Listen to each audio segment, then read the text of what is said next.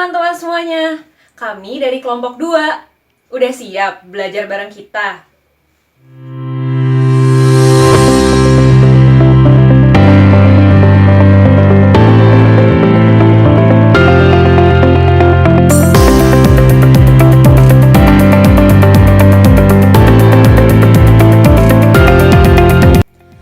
Sebelum kita mulai, ada beberapa hal yang perlu teman-teman perhatikan.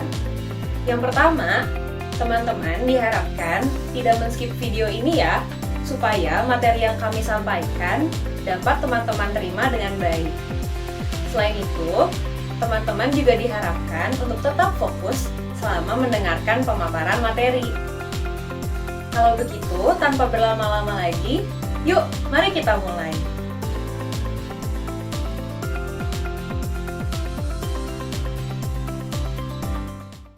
Nah, sebelumnya kan kita udah belajar nih gimana menilai peserta pelatihan sebelum program pelatihan dimulai.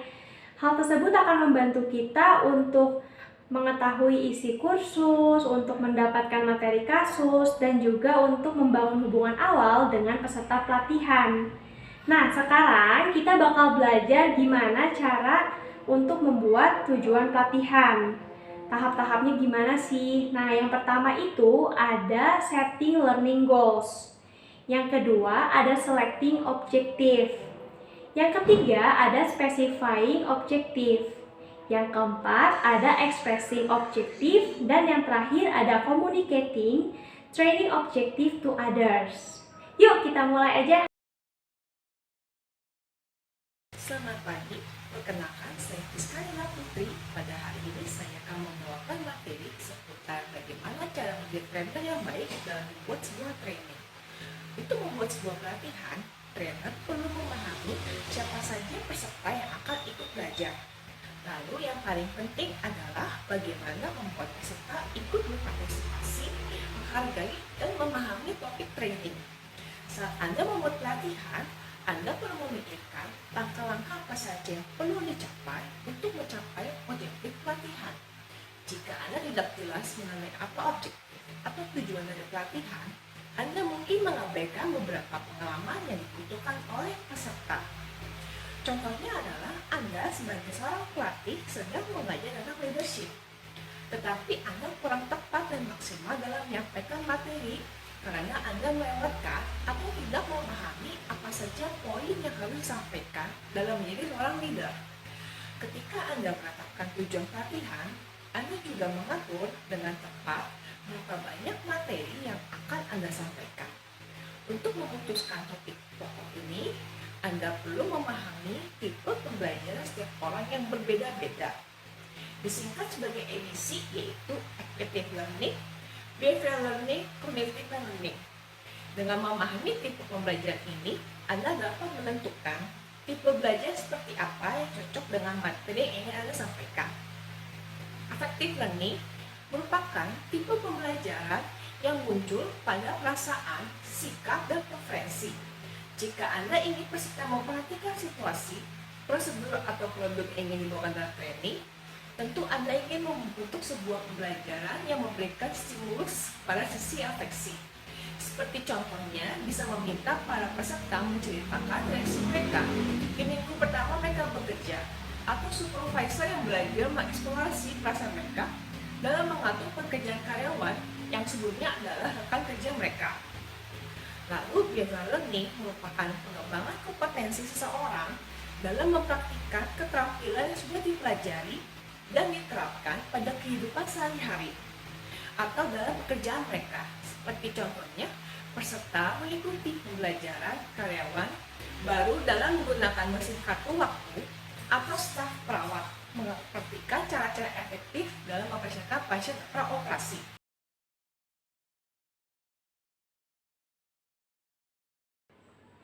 Langkah selanjutnya adalah selecting objective. Selecting objective itu adalah kita memecah serangkaian tujuan pembelajaran yang udah kita buat menjadi tujuan-tujuan spesifik dari suatu pelatihan atau biasa disebut hasil.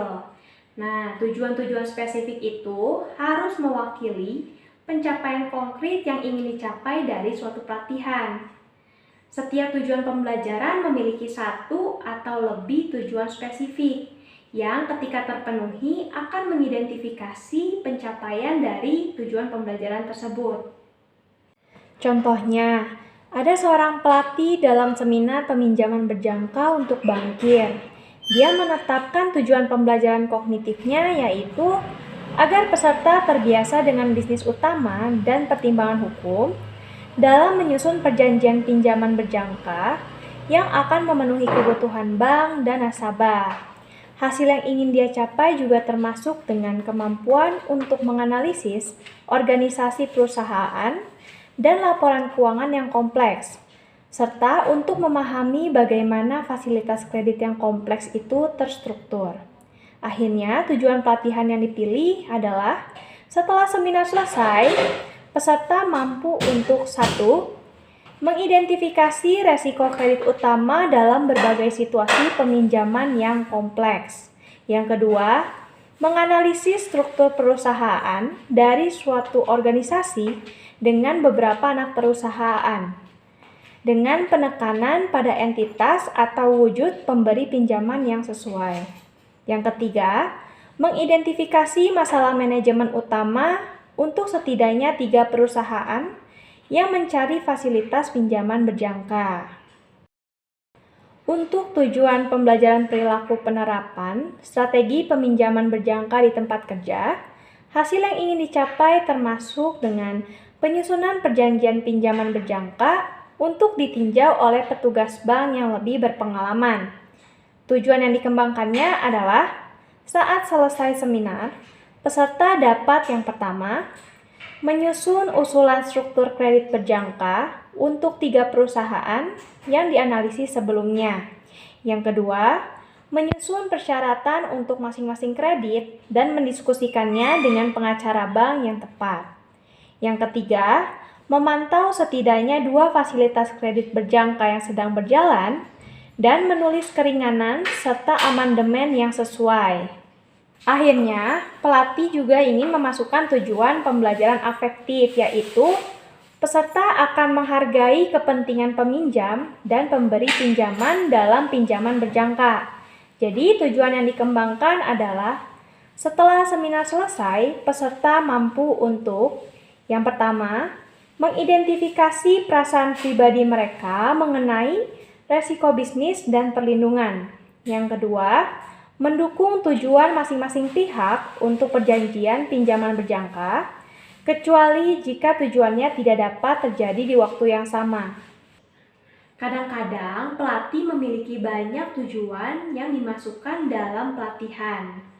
Untuk menghindarinya, berhati-hatilah dalam membedakan mana tujuan yang perlu dan mana tujuan yang bagus untuk dicapai dari suatu pelatihan. Misalnya, mungkin penting bagi pengatur klaim asuransi untuk mengetahui cara mengakses buku referensi medis di kantor mereka saat mengevaluasi klaim cedera. Dan akan menjadi bagus untuk mengajari mereka prefiks dan sufiks umum dalam terminologi medis. Namun, hal tersebut tidak kritis terkait dengan pekerjaan mereka sebagai pengatur klaim asuransi. Demikian pula, tidak ada gunanya menetapkan tujuan yang bisa dicapai oleh peserta sebelum mereka mengikuti program pelatihan. Misalnya, pembelajaran informasi faktual mengenai fitur atau manfaat produk. Hal tersebut bisa dilakukan dengan meminta peserta menyelesaikan prakursus virtual atau dengan memberikan mereka tugas membaca. Dengan harapan mereka memperoleh pengetahuan sebelum mengikuti program pelatihan. Nah, saudara bisa memilih tujuan tingkat tinggi yang meliputi aplikasi, analisis, sintesis, ataupun evaluasi. Nah, gimana kita tahu sesuatu itu membutuhkan pelatihan atau tidak? Caranya yaitu dengan melakukan analisis menyeluruh mengenai tugas-tugas dari suatu pekerjaan. Akhirnya, pemilihan tujuan pelatihan juga bergantung pada pemahaman seseorang mengenai kebutuhan belajar orang dewasa. Misalnya, pelajar dewasa itu biasanya menyukai kursus konsep tunggal.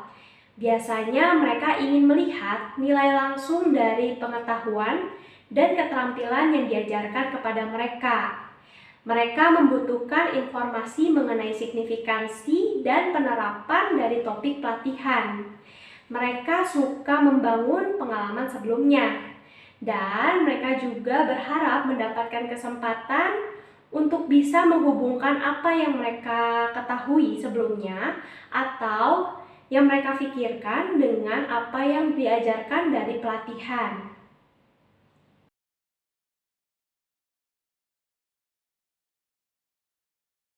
Setelah kita memilih tujuan pelatihan, sekarang nyatakan tujuan tersebut dalam bentuk alat yang efektif untuk bisa mengelola, memantau, dan juga mengevaluasi pelatihan kita.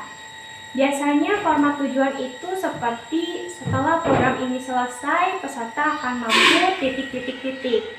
Titik-titik tersebut diisi dengan tujuan spesifik yang sudah kita buat sebelumnya. Format tujuan seperti itu akan memberikan kita kriteria khusus untuk menentukan apakah desain khusus kita ini sudah sesuai atau belum. Ketika tujuan pelatihan bersifat lebih teknis, maka biasanya pelatih itu mempraktikannya untuk menunjukkan bahwa bukan hanya apa yang harus bisa dilakukan peserta setelah pelatihan selesai, tetapi dalam kondisi apa dan standar apa hal tersebut akan terjadi. Kondisinya itu seperti ketersediaan bantuan informasi atau tunjangan penyederhanaan kinerja. Standarnya itu seperti tingkat kinerja yang diupayakan dalam hal penyederhanaan, keluaran, waktu, dan sebagainya. Contohnya, di pelatihan ini karyawan akan dapat memproses item kotak kunci dengan kecepatan 500 item per jam dengan tidak lebih dari 2 kesalahan per 1000 item. Contoh lainnya, saat mempraktikkan penyambungan kabel, peserta akan menyelesaikan 5 penyambungan dalam waktu 30 menit menurut kode yang ada. Jika tujuan dalam format yang benar, hal tersebut akan sangat memudahkan kita untuk pengembangan evaluasi. Karena sebenarnya antara evaluasi dengan tujuan yang sudah kita buat itu berhubungan secara khusus. Kita juga bisa membandingkan antara tujuan tertulis dengan pengalaman yang dialami oleh peserta sebagai cara langsung untuk mengevaluasi keberhasilan dari program pelatihan kita.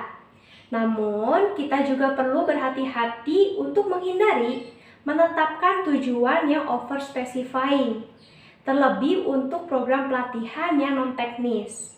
Misalnya, saat mengajarkan manajemen, tidak ada perusahaan yang mau memiliki manajer yang melakukan segalanya dengan tepat.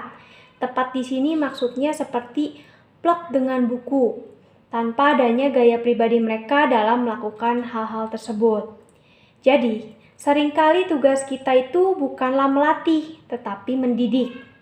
Mendidik ini maksudnya seperti memaparkan peserta bagaimana cara berpikir, perasaan, dan tindakan baru yang juga memungkinkan mereka untuk mengintegrasikan hal-hal tersebut ke dalam diri mereka. Jadi, semakin baik kita mendidik mereka mengenai materi yang kita ajarkan, maka semakin kecil kemungkinan mereka keluar dari program sebagai klon.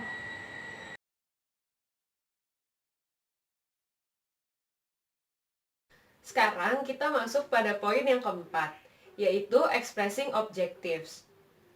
Berdasarkan pertimbangan sebelumnya, penting untuk diperhatikan bahwa tujuan pelatihan perlu ditulis dengan gaya yang mudah dipahami serta to the point. Kita perlu menghindari istilah-istilah yang sering disalahartikan seperti contoh berikut ini. Berikut ini merupakan contoh dari istilah-istilah yang sering disalahartikan. Nah, contoh ini diambil dari buku Active Training halaman 60.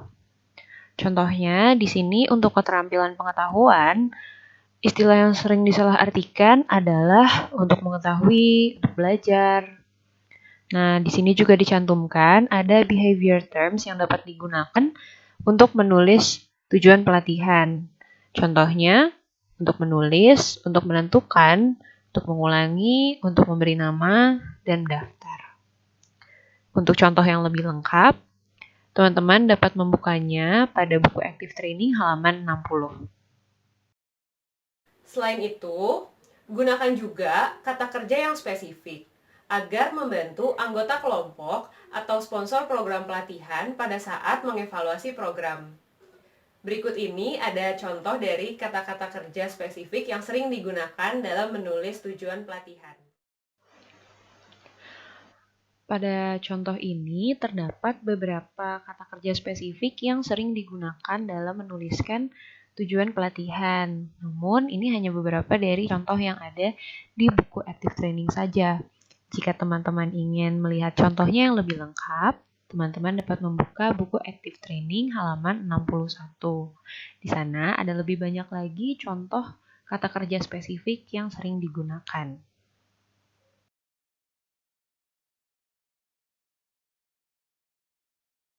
Sekarang kita sampai pada poin yang kelima, yaitu communicating training objectives to others. Mengkomunikasikan tujuan pelatihan kepada orang lain merupakan keterampilan yang sangat penting untuk dikembangkan. Trainer bisa saja membuat tujuan pelatihan dengan bahasa yang membingungkan atau format yang kurang jelas, seperti pada contoh berikut ini. Merupakan contoh format tujuan pelatihan yang ditulis atau disusun dengan format seperti deskripsi kursus sehingga dapat membebani peserta dan juga dapat membingungkan. Contoh ini diambil dari buku Active Training halaman 62. Bagi teman-teman yang ingin melihat contoh lengkapnya, teman-teman dapat membuka buku tersebut. Nah, trainer perlu mengatur agar tujuan pelatihan disusun agar lebih mudah dibaca dan juga lebih jelas, seperti pada contoh berikut ini. Ini merupakan contoh tujuan pelatihan yang sudah lebih jelas dan mudah terbaca, karena di sini terdapat 3 poin besar, yaitu A, B, dan C, dan kemudian dispesifikan lagi ke dalam poin-poin dari 1, 2, 3, dan seterusnya. Contoh ini diambil dari buku Active Training halaman 63. Di pembelajaran ini, saya akan merangkum materi yang sudah dibahas pada penerapan kerja saya. Untuk menjadi trainer yang baik, kita harus paham terlebih dahulu materi apa yang ingin kita sampaikan. Kemudian, kita harus memahami ketiga tipe pembelajaran, yaitu affective, behavior, dan cognitive learning. Lalu, tentukan tujuan spesifik yang konkret yang mewakili pencapaian yang akan dicapai dalam pelatihan. Trainer perlu menuliskan tujuan yang jelas, dan dari tujuan tersebut, kita dapat mengevaluasi pelatihan. Dan kita sebagai trainer perlu juga menyampaikan pelatihan dengan format dan bahasa yang jelas yang mudah dipahami oleh partisipan. Sekian pembelajaran kita pada hari ini. Terima kasih atas kerjasama dan perhatian kalian semua. Sekiranya materi yang kami sampaikan bermanfaat bagi kita semua. Mohon maaf bila ada kesalahan kata atau teknis, semua dimaafkan dan dimaklumi. Sampai jumpa dalam